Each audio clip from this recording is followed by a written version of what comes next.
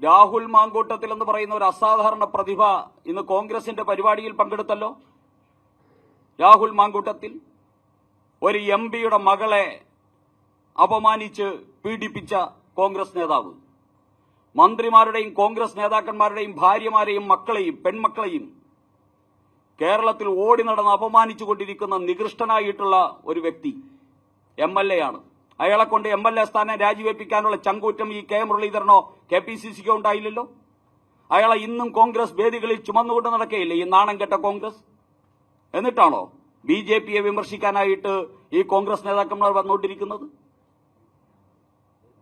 ഇവർക്ക് എന്താണ് ധാർമ്മികമായ അധികാരം BJPയെ വിമർശിക്കാൻ?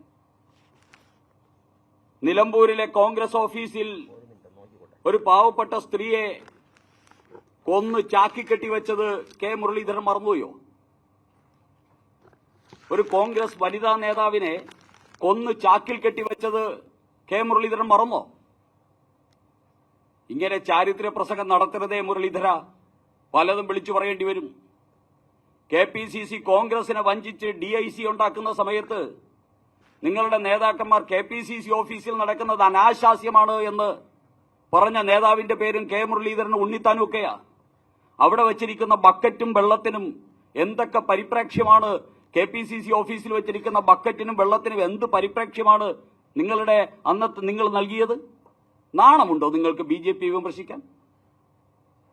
സ്വന്തം പാർട്ടിക്കാരെ കുരുതി കൊടുക്കുന്ന, സ്വന്തം പാർട്ടിക്കാരെ കൊലയ്ക്ക് കൊടുക്കുന്ന, സ്വന്തം പാർട്ടി ഓഫീസ് വ്യഭിചാര കേന്ദ്രമാണ്, KPCC ഓഫീസ് വ്യഭിചാര കേന്ദ്രമാണെന്ന് പറയുന്ന ഈ നേതാക്കന്മാരാണോ BJPയെ വിമർശിക്കാൻ വരുന്നത്?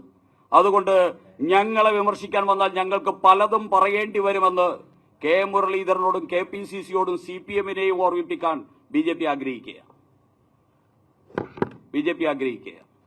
ഇനി കമ്മ്യൂണിസ്റ്റുകാർക്കോ 51 വെട്ടുവെട്ടി സ്വന്തം സഖാവിനെ കൊന്നപ്പോ ഈ കമ്മ്യൂണിസ്റ്റുകാരുടെ എന്ത് ന്യായമാ പറയാനുണ്ടായിരുന്നത്?